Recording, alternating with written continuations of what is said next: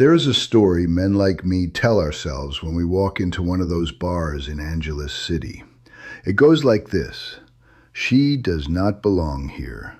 She is different from the others. She has kind eyes, and she did not ask me for anything, and if I could just help her get out of this place, she would have a chance at a real life.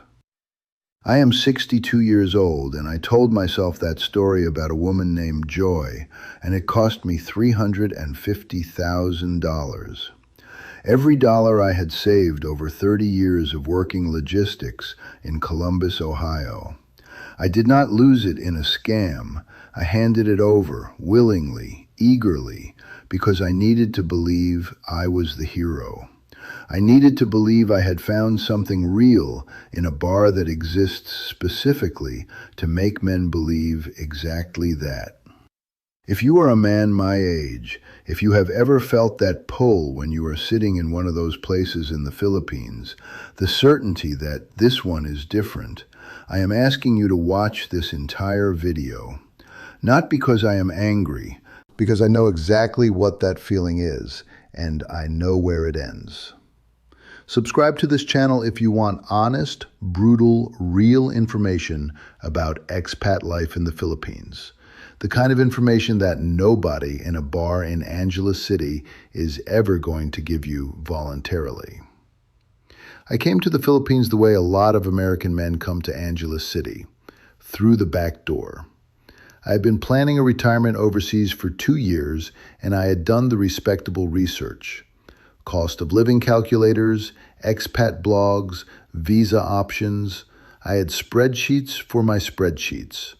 I was a logistics man. I made systems out of everything. I arrived in Manila in March, spent 2 weeks getting oriented, and then a man I met at a hotel bar in Makati suggested I take the 2-hour bus ride north to Angeles. He said it was a great place to relax. He was not wrong about that. He was also not entirely honest about what kind of relaxing he had in mind. Angeles City hits you with its energy before you even step out of the vehicle. Neon lights, music from 5 directions, a warm wind carrying grilled meat and something sweet I never managed to identify, tricycles threading between pedestrians. I told myself I was just looking.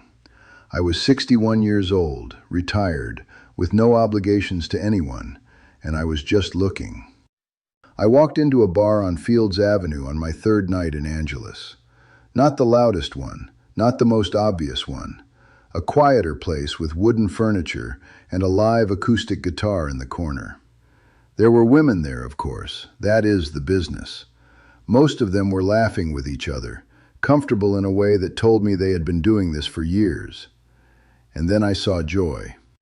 She was sitting at the edge of the bar, not performing for anyone, just looking at her phone with the careful expression of someone who would rather be somewhere else.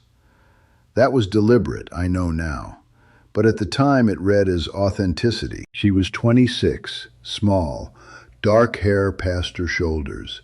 She was wearing a simple dress, not the more aggressive outfits some of the other women wore. When she looked up and made eye contact, she did not flash a rehearsed smile. She gave me a small, tired smile, like she was glad someone had looked at her without expectations. I sat down next to her and bought her a drink, and she told me her name was Joy, and that she was from Cebu, and that she had come to Angeles because her family needed money after her father got sick. She had not planned to stay this long, she said. She was saving to go home. I want you to hear the machinery inside that story, because when you are 61 and sitting in warm air with a guitar playing, and a beautiful young woman who has the exact expression of someone who needs rescuing, the machinery is invisible. What you hear is a human being in a difficult situation. What you feel is the particular vanity of a man who wants to matter to someone. I was invisible in my American life. I was a middle manager who retired without a party. And sitting in that bar in Angeles, I was suddenly the most important person in the room. Joy made sure of that. She was very good at her job. I paid her bar fine that night, 600 pesos, about $10. I took her to dinner at a restaurant down the road, and we talked for 3 hours. She described her father's dialysis bills, her two younger siblings in school, the debts she had accumulated from a moneylender in Cebu. She did not ask me for anything. She was very careful about that. She just described the weight of her situation. And I, a 62-year-old man with $350,000 and a burning need to be someone's hero, sat there and built the plan myself. I asked what it would take to get her out. She cried. She said she had never had anyone offer her that before. I believed her completely. I paid $15,000 to clear Joy's debts. That was the number her contact at the bar gave me, which I now understand was the bar's calculation of her future earnings potential, not any actual debt she carried. I paid it in cash, in a small office at the back of the bar, across from a man who shook my hand and thanked me with the polite efficiency of someone wrapping up a transaction. Joy cried in the parking lot afterward. She called me her guardian angel. I told her not to be dramatic. I was embarrassed by how good it made me feel. We spent the next 3 weeks together in Angeles. I rented a clean apartment near the park, and Joy moved in without me asking her to. She cooked, she cleaned. She was attentive and affectionate and constantly grateful in a way that made me feel every dollar of that $15,000 had been worth it. I told myself this was what I had been missing, not just a relationship, but a purpose. I had saved someone. I was the man who had walked into a bar and changed a young woman's trajectory. My ego required me to believe that story, and Joy was a professional at feeding that exact requirement. After Angeles, she suggested we move to Manila. Her family was in Cebu, she said, but Manila had better opportunities now that she was free. I found us a decent apartment in Quezon City. I paid 6 months up front at the landlord's request, which Joy arranged. The money emergencies started almost immediately after we settled in. First, it was the remaining hospital debt from her father's dialysis treatment, which had apparently not been included in the $15,000. 22,000 pesos, about $400. Then a crisis with her younger sister's school enrollment. Then a broken water pump in the family home in Cebu that her mother could not afford to repair. Each one arrived in the form of a video call from the province, a family member in visible distress, Joy watching me with those careful eyes to see what kind of man I would be. I was always the right kind of man. I always paid. By month 6, I had transferred close to $40,000 between the bar buyout, the apartment, and the accumulated family emergencies. My savings account had gone from $350,000 to just over $300,000. I told myself this was investment. I was building a life. Joy talked constantly about our future together, a home in the province, a small garden, me on a porch in retirement with no more spreadsheets, no more supply chains, no more Columbus winters. The version of the future she described was everything I had told myself I wanted. She had listened carefully to what I wanted, and she reflected it back to me with precision. The house proposal came in month 8. Joy knew of land in Batangas, a small piece of property, beautiful location, near the sea. We could build something simple and good.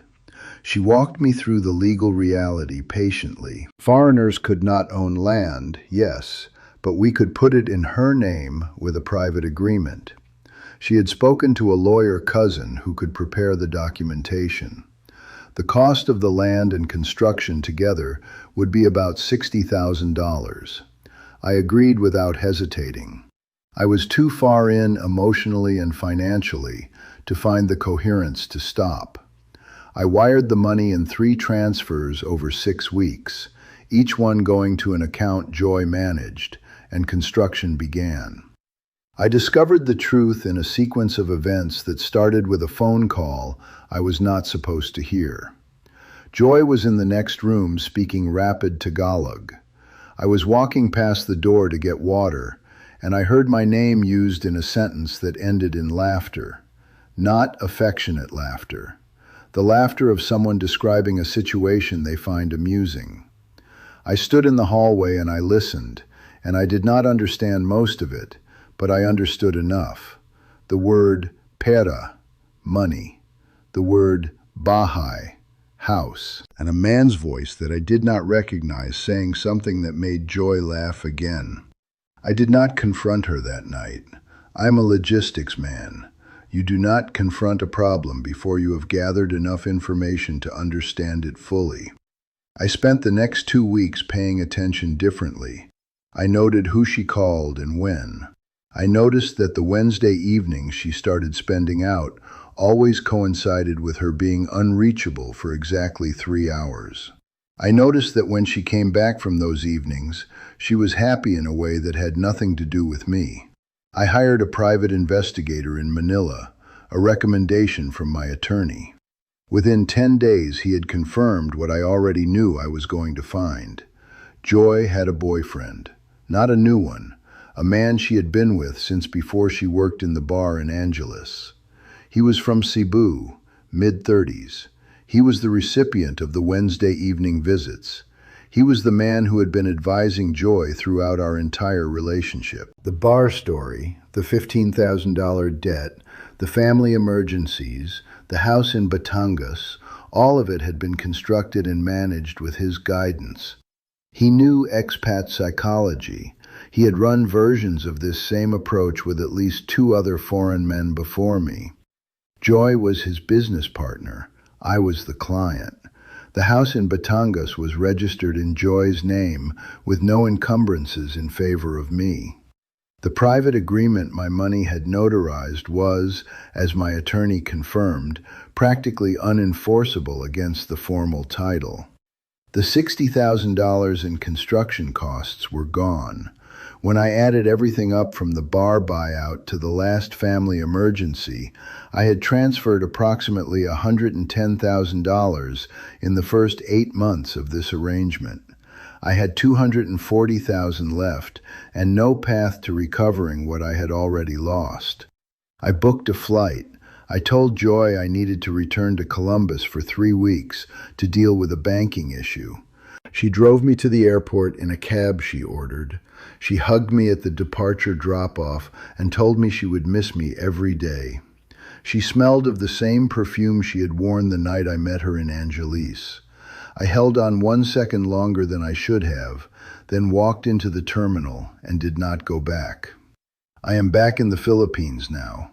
I chose to return, not to Batangas, not to Quezon City, but to Manila, where I rent a simple room and manage on Social Security. I cannot afford to go home to Columbus.